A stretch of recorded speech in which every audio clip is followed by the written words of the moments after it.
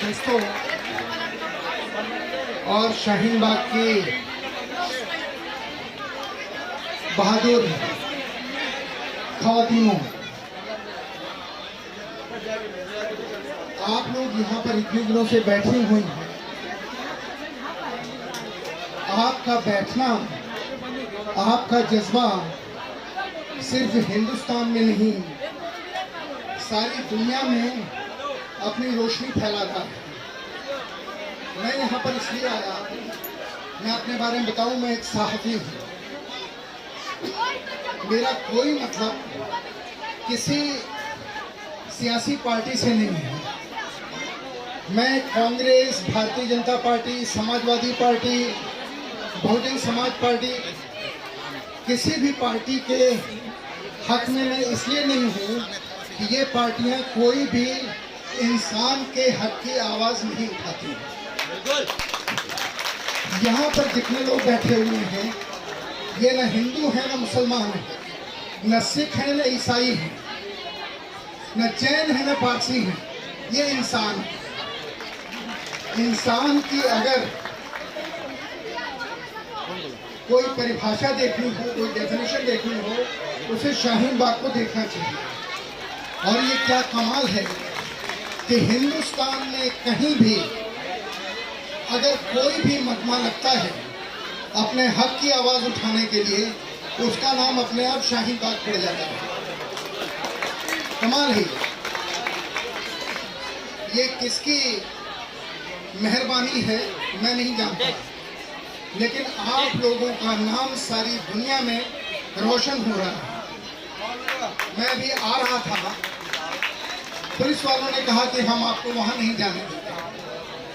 मैंने उनको अपना कार्ड दिखाया कि हम तो सिर्फ मिलने जा रहे हैं, देखने जा रहे हैं, आने से मना कर दिया। लेकिन इतने लोगों को उन्होंने आने दिया, कहाँ से आप आ गए? पुलिस की सारी वो योजना बेकार हो गई कि लोग यहाँ ना आ पाए। कहाँ कहाँ से लोग आ रहे हैं, रोज अखबारों में देखते हैं। कल हमने देखा यहाँ शुभा मुद्दल आई हुई, कल आई थी ना।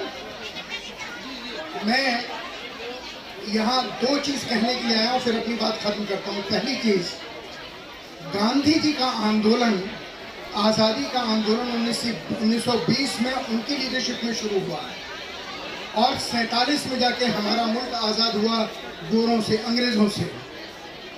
मेरे दिमाग में सवाल था कि वो आंदोलन कैसे हुआ होगा। मैंने अपने सारे लोगों को आज फ़ोन किए, मैंने फेसबुक पे कहा, जहाँ जहाँ बतला सकता था कि गांधी जी का आंदोलन कैसे चला होगा। इसे देखना हो तो शाहीन बाग चलेगा। आज़ादी का गांधी जी की लीडरशिप में सिविल नाफरमानी एक शब्द है, एक लफ्ज़ है, सिविल नाफरमानी। वो सिविल नाफरमानी वही है जो आप कर रहे हैं। इसे गांधी ने आज़ादी के आंदोलन में इस्तेमाल किया था। पिछले 70 साल से हम इस लफ्ज़ को भूल गए थे। इस लफ्ज़ का मतलब क्या है हम ये भी भूल गए थे। आपने पूरे मुल्क को नहीं, पूरी दुनिया को बताया सिविल नाफरमानी ऐसे होती, जैसे आप लोग यहाँ बैठे हुए हैं। आपने पूरे मुल्क को ये बता दिया, नौजवानों को, कि आप में अगर नौजवानी है तो जिंदा कौमें 5 साल इंतजार नहीं करती। जब सर के ऊपर पहाड़ टूटे तभी उसका सामना करना चाहिए। और यहाँ पर मैं जामिया के स्टूडेंट्स को मुबारकबाद देता हूँ कि उनके ऊपर जुल्म हुआ, वो पुलिस हेडक्वार्टर गए और साथ साथ में JNU, दिल्ली विश्वविद्यालय, अम्बेडकर विश्वविद्यालय के तमाम नौजवान वहाँ पहुँच गए। पहली बार इस मुल्क में छात्र एकता जिंदाबाद दिखाई दी, पहली बार आज़ादी के बाद, जिसके पीछे कोई पॉलिटिकल पार्टी नहीं है। मैं यहाँ पे वो कर रही हूँ कवरेज, इसलिए मैं आपको मैं सलाम करने तुम कहाँ हो? सलाम इसलिए करने आया हूँ। अच्छा ठीक है, मैं स्टेज पे नहीं दिख रही। गांधी जी के मूवमेंट की याद दिला दी, सिविल नाफरमानी की याद दिला दी, पहली चीज। और दूसरी चीज,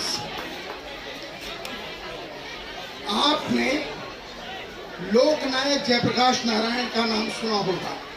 आपने इस मुल्क को जयप्रकाश नारायण की याद दिला दी। बिहार आंदोलन शुरू हुआ, गांधी मैदान में सभा होने जा रही थी, किसी ने गोली चलाई और उसी सभा में जयप्रकाश नारायण ने कहा, लोकनायक जयप्रकाश नारायण ने कहा, ध्यान से सुनिए, नारा दिया उन्होंने, हमला चाहे जैसा होगा हाथ हमारा नहीं उठेगा। हमला चाहे जैसा होगा हाथ हमारा नहीं उठेगा, ये लोकनायक जयप्रकाश ने पटना के गांधी मैदान में कहा।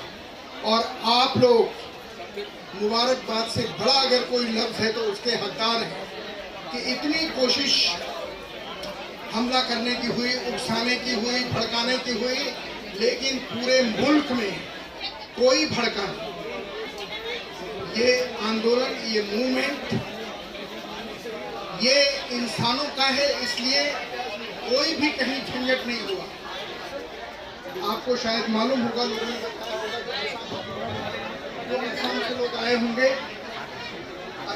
असम से जो लोग आए होंगे उन्होंने बताया होगा कि पहला मूवमेंट नॉर्थ ईस्ट से असम से शुरू हुआ और असम में उस लीडर, उस जुलूस की अगुवाई किसी मुस्लिम या किसी सिख या किसी ईसाई ने नहीं की, हिंदू लड़कों ने की। हिंदू लड़कों ने आंदोलन की अगुवाई की और इस काले कानून के विरोध में अपना हाथ खड़ा किया।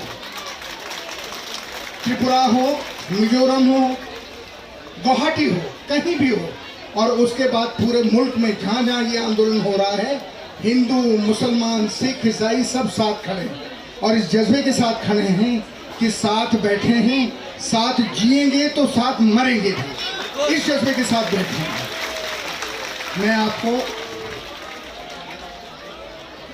गांधी जी और जयप्रकाश जी की याद दिलाने के लिए इस मुल्क को मुबारकबाद देता हूं और इस देश के नौजवानों को, खासकर शाहीन बाग के, जामिया के, दिल्ली यूनिवर्सिटी के, जेएनयू के, अंबेडकर यूनिवर्सिटी के नौजवानों को मुबारकबाद देता हूं कि आप नौजवानों के नाते, नौजवानी के नाते आप हाथ में हाथ डाल के एक का हाथ दूसरा पकड़ करके आप खड़े हैं और ये कह रहे हैं कि हम हैं जवान, हम मुर्दा नहीं हैं, हम खड़े हैं, हम इस देश की आज़ादी के लिए जैसे हमारे पुरखे लड़े थे मिलकर के, इस देश में संविधान को, डेमोक्रेसी को, लोकतंत्र को बरकरार रखने के लिए हम वैसे ही हाथों में हाथ डाल करके लड़ेंगे, जिसका यहाँ पर एक हिंदुस्तान दिखाई दे रहा है शाहीन बाग में,